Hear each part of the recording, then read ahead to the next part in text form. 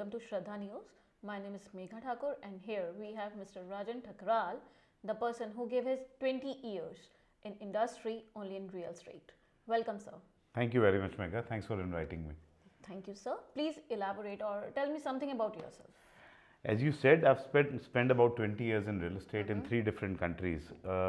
मैं नोएडा आया था सन 2000 में from a very small town called Saharanpur और बाय एक्सीडेंट कह लीजिए नोएडा में जो आता है तो हर आदमी एक रियल एस्टेट का ट्राई जरूर करता है. सो बाय एक्सीडेंट मुझे भी किसी ने एक अपॉर्चुनिटी दी और मैंने रियल एस्टेट अपना नोएडा से शुरू किया. I was here till about 2007. 2000 से 2007 तक मैंने नोएडा में रियल एस्टेट किया. उसके बाद 2007 टू 2011 मैंने ऑस्ट्रेलिया में रियल एस्टेट किया. और फिर एक ब्रीफ पीरियड था जिसमें इंडिया वापस आया जब मैं.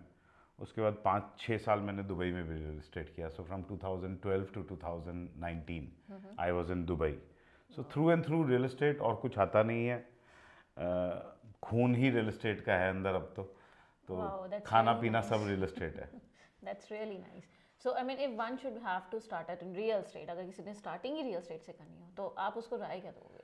ये आई थिंक दुनिया की सबसे इजी इंडस्ट्री यही है कि इसमें सिर्फ आपको सच और अच्छी बात बोलने के पैसे मिलते हैं. कि आपके पास इंफॉर्मेशन और नॉलेज जो है जिस भी एरिया की, जिस भी प्रोजेक्ट की आप जहाँ पर भी कोई बिजनेस कर रहे हैं उसकी नॉलेज आपके पास होनी चाहिए और आप उसके बारे में अगर किसी को सच्ची राय दे सकें, एक आम आदमी को जो नहीं समझता है रियल एस्टेट के बारे में, और उस बात के आपको पैसे मिलते हैं, तो आई थिंक इससे अच्छा तो कोई अपॉर्चुनिटी है ही नहीं. That's really great. Okay, sir, is it a beneficiary for people, I mean, who invest in real estate only? Of course, I think वो सबसे बड़ी हमारी जो इन्वेस्टमेंट है, मतलब अगर मैं वैसे देखूं gold, shares and real estate, ये रियल एस्टेट और गोल्ड ये दो ही तो ऐसी चीज़ें हैं जिनको हम हाथ लगा के देख सकते हैं. राइट? आप गोल्ड को भी छू सकते हो और आप रियल एस्टेट को भी छू सकते हो. और रियल एस्टेट का तो मतलब प्रूवन रिकॉर्ड है पिछले 200, 400, 500 सालों से कि रियल एस्टेट कभी भी आपसे पैसे लेके नहीं जाता, हमेशा पैसे दे के जाता है. सिर्फ आपके अंदर क्षमता होनी चाहिए उसे. जैसे आजकल ये कोविड टाइम चल रहा है, तो इस कोविड टाइम में कई लोगों के साथ ऐसा हुआ कि उन्होंने कोई चीज़ एक एक्स अमाउंट की खरीदी हुई थी और उसकी वैल्यूएशन x-10% हो गई, x-15% हो गई. So it is temporary. आप मेरे को एक बात बताओ, दुनिया में सिर्फ एक ही ऐसी चीज़ है, गोल्ड को भी आप ज़्यादा बना सकते हो. दुनिया में ऐसी कौन सी चीज़ है जिसे हम और बना ही नहीं सकते? वो है लैंड. सो सप्लाई और डिमांड का जो सबसे इम्पॉर्टेंट फैक्टर अप्लाई होता है वो रियल एस्टेट पे ही होता है, क्योंकि लैंड ही ऐसी चीज़ है जिसको हम और बना ही नहीं सकते दुनिया में. गोल्ड हो सकता है कल को 10 साल में, 20 साल में गोल्ड की जगह डायमंड का फैशन आ गया, लोगों ने प्लैटिनम पहनना शुरू कर दिया.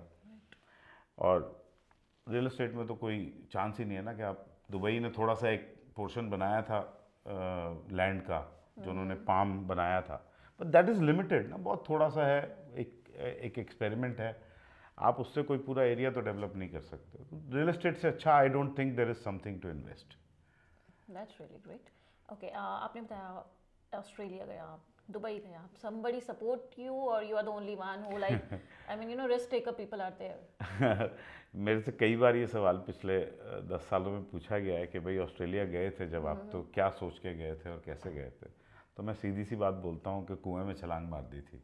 Risk taker. हाँ, जब वहाँ गया था, जिस दिन गया था उस दिन ये भी नहीं पता था कि रियल एस्टेट के लिए वहाँ जाके मुझे एक एग्ज़ाम देना होगा, वहाँ जाके मुझे पढ़ना पड़ेगा पहले, तब मैं रियल एस्टेट बेच सकता हूँ. नोएडा में तो मैं एक दिन कुछ और काम कर रहा था और अगले दिन सुबह में रियल एस्टेट एजेंट बन गया था.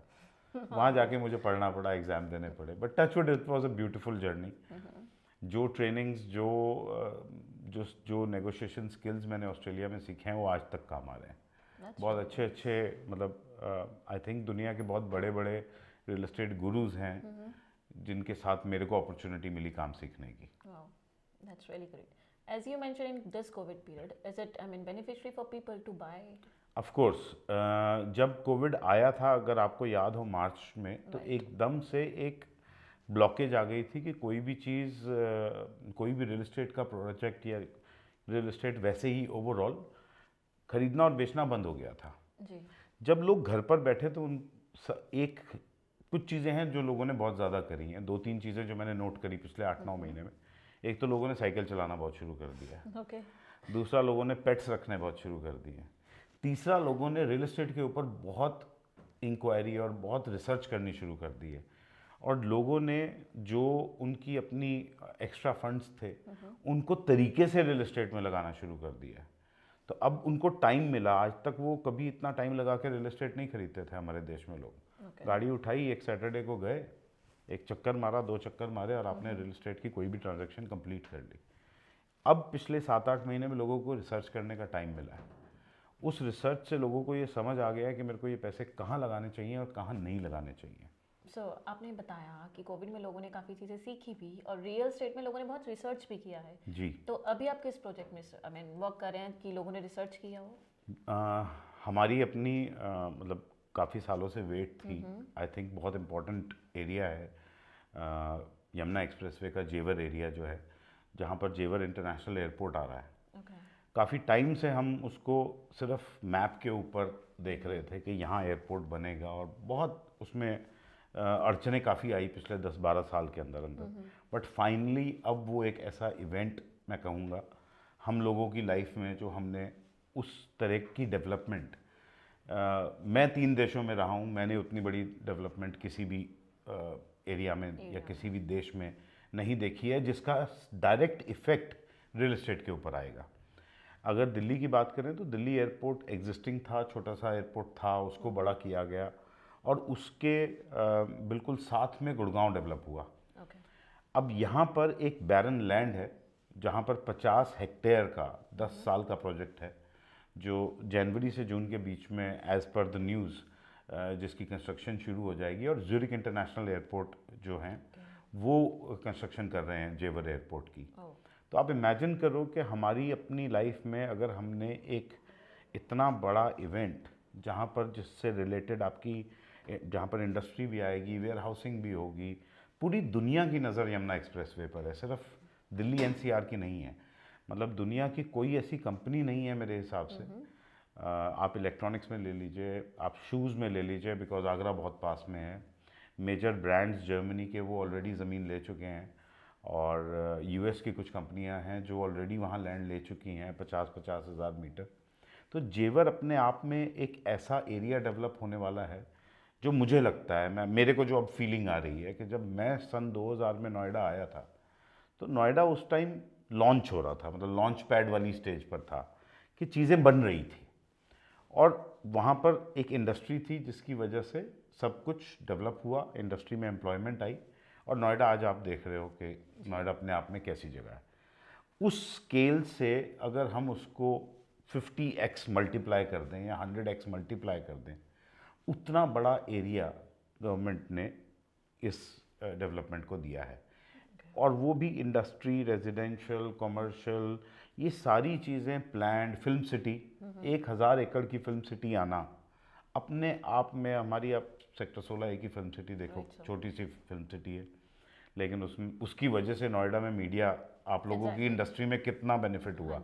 तो सोचो जब 1000 एकड़ की फिल्म सिटी होगी तो उसके कितने बेनिफिट्स होंगे। तो वेयर हाउसिंग भी होगी, आपकी प्रोडक्शन भी होगी, इंडस्ट्री भी डेवलप होगी, एम्प्लॉयमेंट भी डेवलप होगी। जहाँ पर एम्प्लॉयमेंट होगी तो ऑब्वियसली वहाँ पर रेजिडेंशियल का भी इफेक्ट आएगा ही आएगा। तो मेरी आई थिंक अगले 10 साल के लिए मैं डिवोटेड हूँ टू यमुना एक्सप्रेसवे के रियल एस्टेट के लिए। वहाँ का चाहे रेजिडेंशियल हो, चाहे इंडस्ट्री हो, चाहे कमर्शियल हो, किसी भी टाइप का, मतलब real estate means real estate, तो सब कुछ होगा वहाँ, और बहुत लोगों को एम्प्लॉयमेंट मिलेगी, बहुत लोगों को पैसा कमाने का मौका मिलेगा, जो हमने अपनी लाइफ टाइम में एक बार पहले 20 साल पहले नोएडा में देखा था।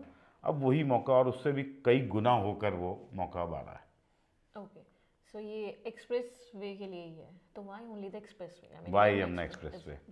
एज आई सेड, देखो किसी भी रियल एस्टेट के ऊपर जहाँ पर भी मैं या कोई भी और जो लोग काम करते हैं रियल एस्टेट में, उनका फोकस एक एरिया पर इस वजह से चला जाता है कि हम अगर वहाँ आज काम नहीं करेंगे, एक सेल्स में एक सिंपल सा फॉर्मूला है, सेल व्हाट सेल्स। ठीक है ना। अब जहाँ पर एक ऐसा एयरपोर्ट, और वो भी कमर्शियल प्लस, मतलब पैसेंजर प्लस लॉजिस्टिक्स दोनों ही होने, वो आ रहा हो, जहाँ पर इंडस्ट्री डेवलप हो रही हो, और इंडस्ट्री में आप 450 मीटर के लैंड से लेके मतलब जो करंट अलॉटमेंट हो चुकी हैं वो 50-50 हज़ार मीटर की हो चुकी हैं। मतलब आप इंडस्ट्री की जो साइज़ वहाँ आने वाला है उसके बारे में आप खुद ही सोच सकते हो कि दुनिया के कई देश ऑलरेडी वहाँ देख रहे हैं। हमारी गवर्नमेंट ऑलरेडी उन लोगों से, उन कंपनीज से बात कर रही है। कोविड का एक पॉजिटिव हुआ जब कुछ कंपनियों ने चाइना में काम करना बंद कर दिया तो वो लोग जेवर की तरफ उनकी नज़र आ गई है, उन्होंने वहाँ लैंड अलॉट करा ली है। तो आप इमेजिन करो लाखों लोग जिस जगह पर अगले 10-15 साल में एक नया शहर, एक नया एरिया बसने जा रहा है, जब ये सब कुछ वहाँ हो रहा है जैसा नोएडा में हुआ था 20 साल पहले, तो कहीं और देखने की ज़रूरत नहीं है मेरे ख्याल से। मैं इन्वेस्टर्स को भी आज की तारीख में यही राय दे रहा हूँ कि इधर उधर देखने की बजाय, मैं एक सिंपल सा एग्जांपल दिया करता हूँ कि अगर आप कनॉट प्लेस को दिल्ली एनसीआर का सेंटर मान लें और एक 150 किलोमीटर का रेडियस ड्रॉ कर लें, उस पूरे 150 किलोमीटर के रेडियस के अंदर अंदर हम जेवर एरिया में आते हैं। आप मेरे को किसी भी एरिया में रेजिडेंशियल या इंडस्ट्रियल 10 से 15 हज़ार रुपये मीटर के रेट पर इस पूरे एरिया में कहीं भी लैंड ढूंढ के दिखा दीजिए आज की तारीख में। मिनिमम प्राइस 50,000, 60,000, 70,000, 1 लाख, 2 लाख रुपए मीटर है। हम अभी बात क्या कर रहे हैं 10,000 से 15,000 रुपये मीटर, चाहे आप इंडस्ट्री की बात कर रहे हो चाहे आप रेजिडेंशियल की बात कर रहे हो, 10,000 से 15,000 रुपये मीटर तक का रेट है। जो भी प्रॉपर्टीज़ का रेट है, जो अथॉरिटी के अलॉटमेंट हैं उनका तो अप्रॉक्सीमेटली 6,500 रुपये का रेट है जो अथॉरिटी अलॉट करती है इंडस्ट्री का। और जो रेजिडेंशियल ऑलरेडी 2009 से अलॉटेड है, जहाँ ऑलरेडी सड़कें बन चुकी हैं, ड्रेनेज आ चुकी है, लाइट पोल्स लग चुके हैं, पौधे लग चुके हैं, जहाँ आप आज चाह के अपना मकान बना सकते हैं। ऑब्वियसली वहाँ थोड़ा टाइम लगेगा अभी लोगों को वहाँ पहुँचने में, बट उनका पोजेशन ऑलरेडी दिया जा चुका है। उस पूरे एरिया में, इस पूरे 150 किलोमीटर के एरिया में जहाँ मिनिमम प्राइस 50-60 हज़ार, 70 हज़ार है और जहाँ इतना बड़ा इवेंट होने जा रहा है, तो मेरे ख्याल से तो नो ब्रेनर है 10 से 15 हज़ार रुपये पर स्क्वायर मीटर में लैंड खरीदना। मैं उस दिन, मेरे साथ कोई क्लाइंट थे, मैंने उनको जब लैंड दिखाई तो उन्होंने मेरे को बोला मैंने अभी अपने बेटे की शादी करी थी तो 12,000 रुपये मीटर का तो मैंने कपड़ा खरीदा था यहाँ आप 12,000 रुपये मीटर में लैंड खरीद रहे हैं, तो सोचने की बात ही नहीं है ये तो। जी ओके सर, सो इतनी सारी इन्फॉर्मेशन हमें सर से मिली है, वो भी सिर्फ रियल स्टेट के लिए। सो आई होप कि आगे भी मैं आपको ऐसी इन्फॉर्मेशन देती रहूँ इवन सर के through. Plus Shraddha news, sir का बर्थडे आने वाला है, so Shraddha news wants to wish you a very happy birthday sir. 2 दिन बाद थैंक यू मेगा। आप भी विश कर सकते हैं अगर आप चाहें तो। So do subscribe and share. Thank you.